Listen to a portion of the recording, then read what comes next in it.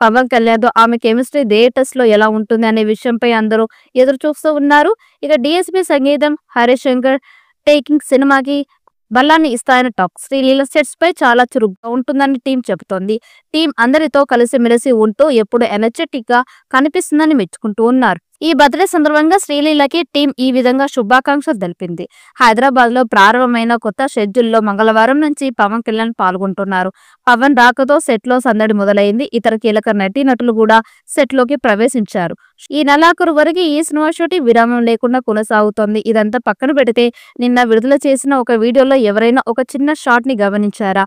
ఈ షాట్ లో పవన్ కళ్యాణ్ తో శ్రీలీల ఉంటుంది. దీనిని బాగా గమనిస్తే ఇది ఒక ఇంటర్వ్యూ లాగా అనిపిస్తోంది. శ్రీలీల చిత్రంలో ఒక మీడియా ఛానల్ కి జర్నలిస్ట్ గా వ్యవహరిస్తుందని ఈ చిన్న షాట్ ని చూస్తే అర్థమవుతోంది. నగరంలో ఎంతో పాపులారిటీని సంపాదించిన ఏసీపీ ఉత్సాహ్ భగత్ సింగ్ ని ఇంటర్వ్యూ చేసే ఈ సన్నివేశాన్ని మొన్న చిత్రీకరించారు. ఈ సన్నివేశంలో పవన్ కళ్యాణ్ చాలా స్టైలిష్ లుక్ తో కనిపిస్తున్నాడు. ఈ ఒక్క షాట్ తో అభిమానులకి ఈ చిత్రం రీమేక్ కాదు అనేది స్పష్టంగా అర్థమైంది. ఈ చిత్రాన్ని ప్రకటించిన రోజు నుండి తమిళంలో సూపర్ హిట్ గా నిలిచిన విజయ్ తేరి చిత్రానికి రీమేక్ అంటూ ప్రచారం చేశారు. అందులో ఎలాంటి నిజం లేదని తెలుస్తోంది. ఈ సినిమా పూర్తిగా కొత్త స్క్రిప్ట్ అట.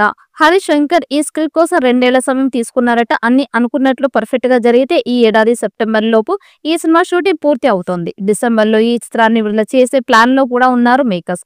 అదే కనుక జరిగితే ఈ ఏడాదిలో పవన్ కళ్యాణ్ నుండి 3 సినిమాలు విడుదల అయినట్లు లెక్క.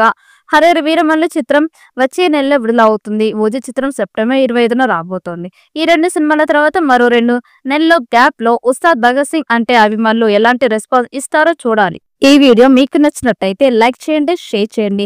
మరిన్ని అప్డేట్ కోసం మన ఛానల్ ని సబ్స్క్రైబ్ చేసుకోండి. ఈ వీడియోపై మీ అభిప్రాయాన్ని కామెంట్ బాక్స్ లో కామెంట్ చేయండి. నోటిఫికేషన్ కోసం పక్కనే ఉన్న గంట సింబల్ ని గట్టిగా నొక్కండి.